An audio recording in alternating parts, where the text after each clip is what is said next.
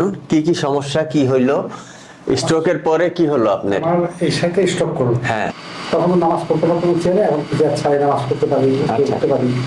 এখন এই জায়গাটা একটু সমস্যা হচ্ছে। তো এখন আপনার কোমরে ব্যথা, এই তো। হ্যাঁ। আচ্ছা, আমি দেখি তাহলে, ঠিক আছে। পা এর উপর আর যায় না, টাইট অনেক না, এখানে টাইট।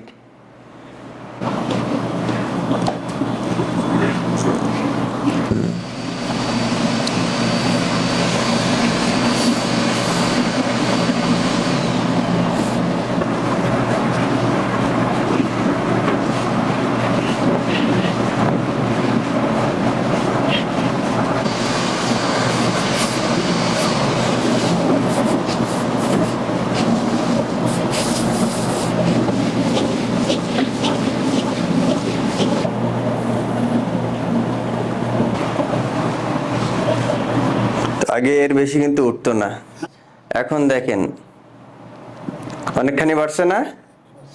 কোমরের ব্যথার কি অবস্থা বলেন দেখি? একটু কম আছে।